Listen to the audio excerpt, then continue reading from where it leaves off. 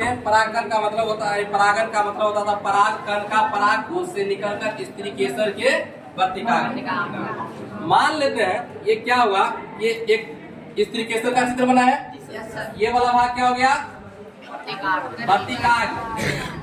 क्या हो गया, क्या हो गया, क्या हो गया, अंडाशय। ठीक है, कहा यहाँ आ गया क्या चीज, परागकण। यहाँ आ गया परागकण। अब परागकण आ गया तो इसका मतलब हुआ क्या चीज, यानी नर युग्मक, और इधर से क्या हो, मान लेते अभी नर युग्मक कहाँ तक पहुंच गया, वर्तिकाग्र। अब यहाँ से क्रिया शुरू होगी किसके, निषेचन।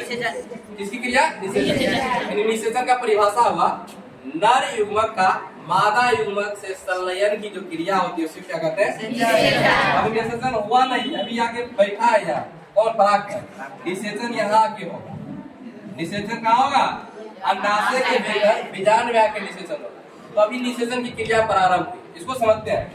कहा जब बोला है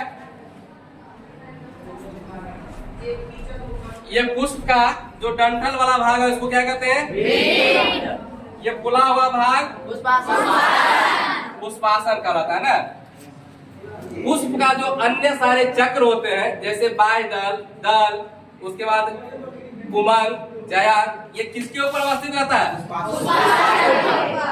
अगर एक प्रारूपी पुष्प के बात करें तो कितने पुष्प पत्र होते हैं, पहला का नाम, दूसरा का नाम, तीसरा का नाम, चौथा का नाम, जया। किस पत्र को जो है सहायक अंग कहते हैं, और सहायक कहते हैं क्योंकि यह फूल को आकर्षण बनाने के साथ साथ आवश्यक अंगों की रक्षा भी। जबकि अंदर का दो अंग होता है, एक जयांग और एक पुमंग, इन दोनों को क्या कहते हैं, पुष्प का आवश्यक अंग कहते हैं क्योंकि यही जनन में क्या करते हैं, ये समझ आ गया। उसके बाद चर्चा की थी किसका, पुमंग की बात की। पुमंग में क्या देखे थे, यह पुष्प का जो होता है नर भाग होता है जो कई पुंकेसर से मिलकर बना है। पुमंग पुष्प का नर भाग होता है जो कई पुंकेसर से मिलकर बना है। फिर चर्चा की थी एक पुंकेसर, पुमंग की संरचना में यानी एक पुंकेसर की चर्चा किए थे। एक पुंकेसर में चर्चा किए थे, यही पुंकेसर जो होता था पुष्प का कौन भाग होता है, वास्तविक रूप से नर भाग होता था जिसके दो भाग होता है, एक परागकोश और एक उतंकोश। परागकोश से क्या निकलता है, परागकण। परागकोश से क्या निकलता है, उसके बाद आए थे जयांग में। जयांग में देखे थे ये एक या एक से अधिक स्त्री केसर से मिलकर बना है, यह पुष्प का मादा अंग होती है। उसके बाद देखे थे एक स्त्री केसर की संरचना में देखे थे, एक स्त्री केसर के कितने अंग, तीन। पहला सबसे ऊपर खुला हुआ भाग, उसके बाद लंबी वर्तिका, और सबसे फूला हुआ नीचे भाग अंडाशय के भीतर बीजांड या ओव्यूल। बीजांड क्या बनेगा, निषेचन के बाद, और अंडाशय क्या बनेगा। अब अपना लोग आते हैं परागन। अंग्रेजी होता है पॉलिनेशन, अंग्रेजी भी याद रखना, ठीक है, क्या होता है, पॉलिनेशन। अब परागन का मतलब पहले समझते हैं, परागन होता क्या। तो अभी देखे थे कि ये जो पुंकेसर है, पुंकेसर के ऊपर ये कौन चीज हो गया, परागकोश। ये क्या था, परागकोश। ये एंथर था। इसमें क्या चीज था, महीन छोटा छोटा कण था। इस कण को क्या कहते हैं, परागकण। परागकण, पोलन ग्रैंड कहते हैं। क्या कहते हैं, पोलन। इसमें परागकण कहा। तो अब पहले जानते हैं किसकी परिभाषा, परागन। परागन कहते हैं किसको, तो कहा परागकण, यानी यहाँ से परागकण निकलेगा और परागकण यहाँ से निकलकर कहाँ तक पहुंचेगा, स्त्री केसर के ये वर्तिकाग्र। कहा मान लेते हैं ये हो गया, ये ठीक है, एक बना लेते स्त्री केसर। ये क्या हो गया, स्त्री केसर। कहा मान लेते हैं ये एक ही पुष्प है। कहा ये जो परागकण है, यानी परागकण का कहां से निकलकर, परागकोश से निकलकर स्त्री केसर के, किसके, स्त्री केसर के कहां तक, वर्तिकाग्र तक। कहा ये वर्तिकाग्र तक जो पहुंचने की क्रिया होता है इसी को परागन, ऐसा समझ?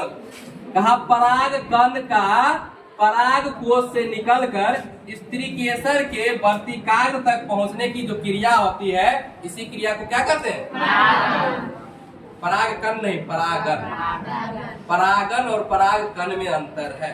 पराग कण पराग कोश में स्थित रहेगा और ये पराग कण यहाँ से निकलकर वर्तिकाग्र तक चल जाएगा ना, तब इसको कहेंगे परागन। क्रिया हो गया परागन। क्रिया क्या हो गया? परागन। ये बात समझ आ गया? अच्छा, परागन हो गया। कहा परागन जो होता है ना, ये दो प्रकार के होते हैं। एक को कहते हैं स्वपरागन और एक को कहते हैं परपरागन। एक को क्या कहते हैं? स्वपरागन और एक को क्या कहते हैं? Self pollination. सेल्फ पॉलिनेशन और एक होता है परपरागन, क्रॉस पॉलिनेशन। Cross pollination. अब दोनों का मतलब समझते हैं। स्वपरागन का क्या होता है और परपरागन का क्या होता है? अच्छा देखा है, एक ही पौधा रहता है, एक पौधा में एक ही फूल होता है नहीं। तो कहा स्वपरागन हमेशा याद रखना द्विलिंगी पौधा। किसमें? द्विलिंगी पौधा में। प्रश्न यहाँ से पूछेगा कि स्वपरागन किस पौधा में देखने को मिलता है? जैसे गुड़हल हो जाएगा, पोर्चुलाका हो जाता है, इसमें क्या देखने को मिलेगा? स्वपरागन। अब स्वपरागन का मतलब समझते, स्वपरागन होता क्या है?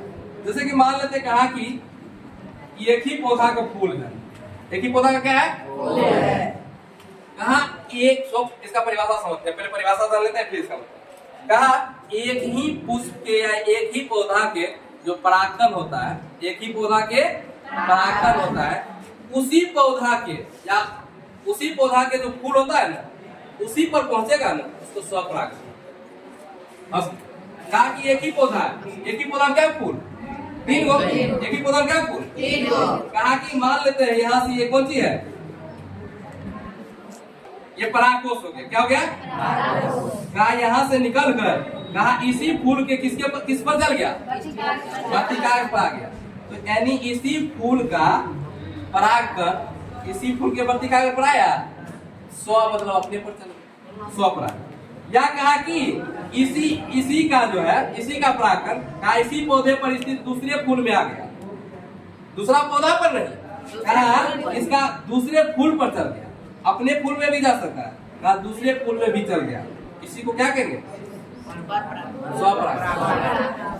यानी इसका परिभाषा एक बार फिर से समझ लेते हैं। कहा जब एक ही पौधे के पुष्प का परागकण, पुष्प का परागकण उसी पुष्प के वर्तिकाग्र पर या उसी पौधे के अन्य पुष्प के वर्तिकाग्र तक पहुंच जाता है ना, इसको क्या कहते हैं?